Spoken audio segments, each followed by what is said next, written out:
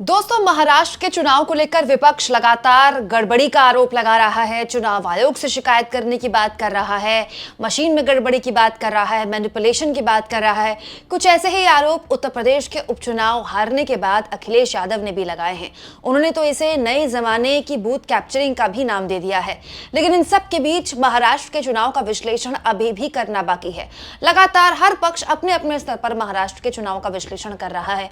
कोई कह रहा है उद्धव ठाकरे ने भारी गलती की कि विचारधारा के साथ समझौता करके एनसीपी और कांग्रेस के साथ हाथ मिला लिया। आज उन्हें इस बात का पछतावा हो रहा होगा। लेकिन बहुत से लोग अभी भी, खास तौर पर कांग्रेस पार्टी के ऐसे बहुत से नेता हैं जो खुलकर कह रहे हैं कि खेला तो जरूर हुआ है रिजल्ट में।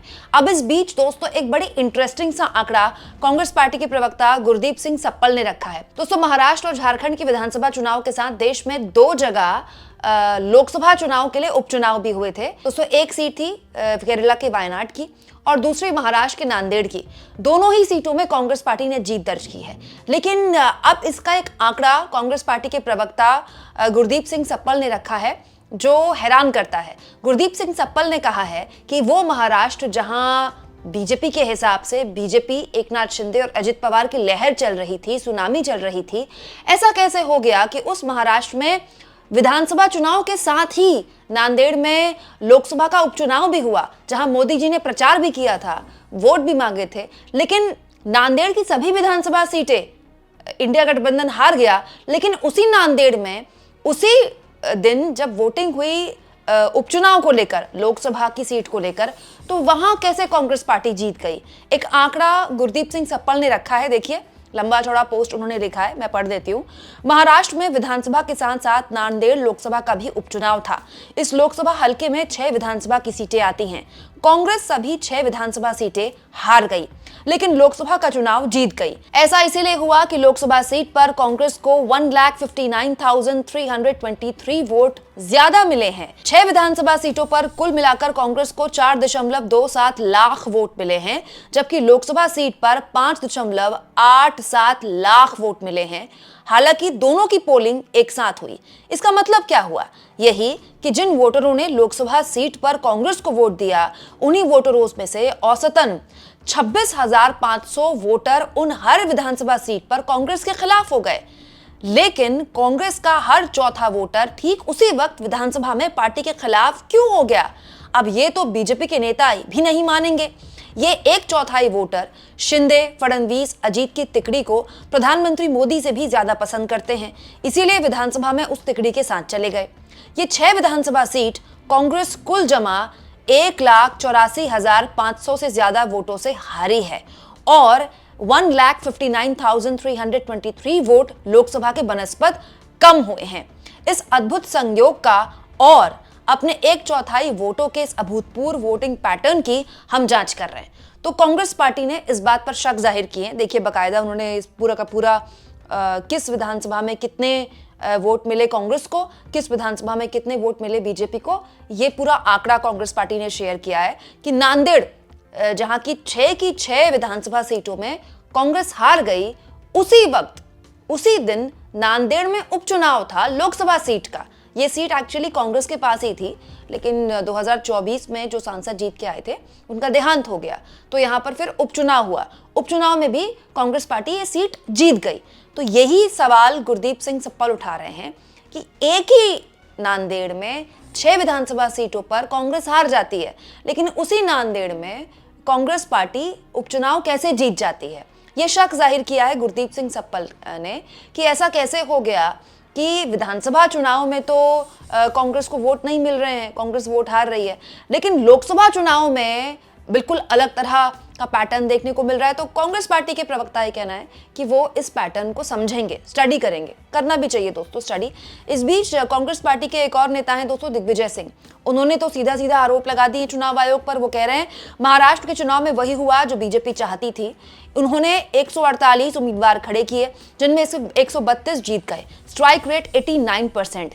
ये यदि चाहेंगे तो शिंदे और अजित पवार के बिना भी सरकार बना सकते हैं।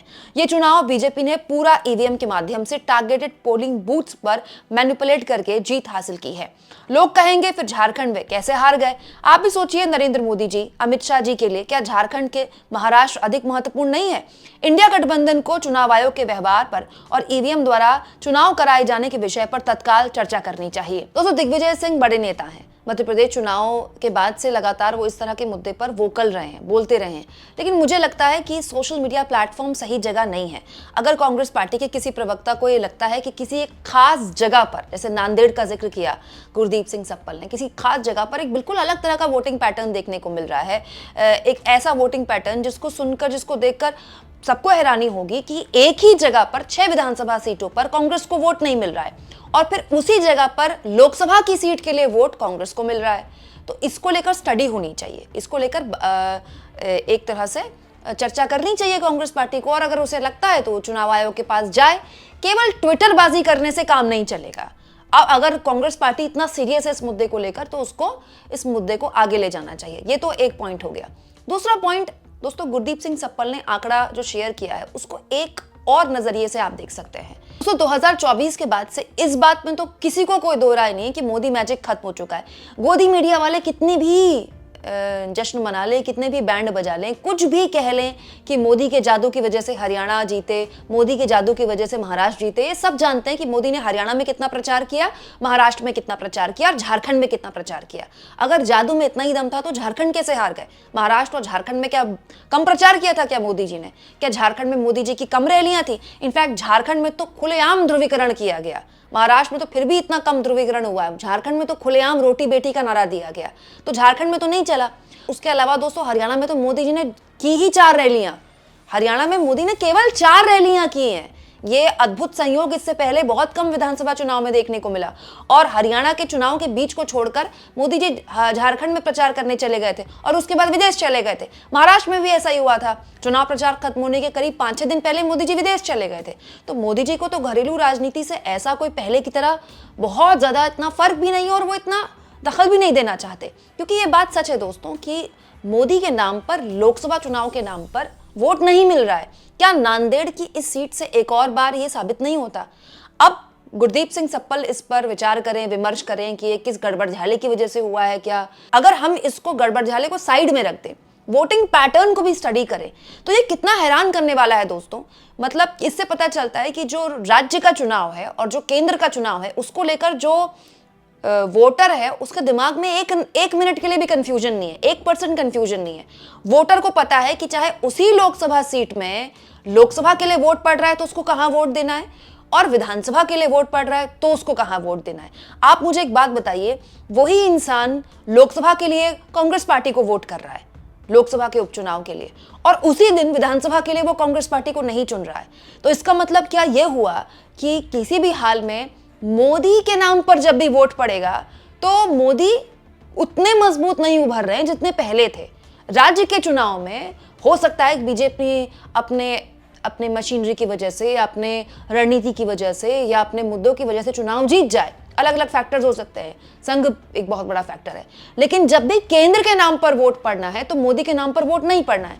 वायनाड में चलिए प्रियंका गांधी जीतेंगी, सबको पता था, लेकिन नांदेड़ में कैसे बीजेपी हार गई, ये तो अपने आप में बड़े सोचने और विमर्श करने वाली बात है। मैं तो बिल्कुल इसको मैनेजमेंट नहीं मानती, मैं तो इसको वोटिंग पैटर्न मानती हूं कि देखिए वोटर कितना क्लियर है कि जब उसे पता है कि विधानसभा में वोट करना है तो वो अपने हिसाब से वोट करता है, वो स्थानीय मुद्दों पर वोट करता है। लेकिन जैसे उसी इलाके में लोकसभा के लिए वोट पड़ता है, वो भी उसी दिन, तो वोटर क्लियर होता है कि उसको मोदी के हाथ मजबूत नहीं करने हैं। जबकि उसको पता है कि कांग्रेस पार्टी को जिताकर वो किसी भी हाल में कांग्रेस पार्टी का प्रधानमंत्री नहीं बना सकती। प्रधानमंत्री मोदी बन चुके हैं। अब उपचुनाव अगर कांग्रेस हार भी जाती है या जीत भी जाती, नांदेड़ का कांग्रेस जीत गई नांदेड़ का, लेकिन हार भी जाती तो क्या फर्क पड़ जाता कांग्रेस की सेहत में या मोदी जी की सेहत में? मोदी जी के पास अपनी सहयोगियों के सेहत की वजह से हो, लेकिन बहुमत है उनको। एक उपचुनाव अगर वो बीजेपी हार भी जाती तो मोदी की सरकार की सेहत में कोई फर्क नहीं पड़ने वाला, लेकिन फिर भी वो हारे। ये इस बात की तस्दीक करता है कि लोकसभा के चुनाव में मोदी के नाम पर वोट नहीं पड़ रहा है।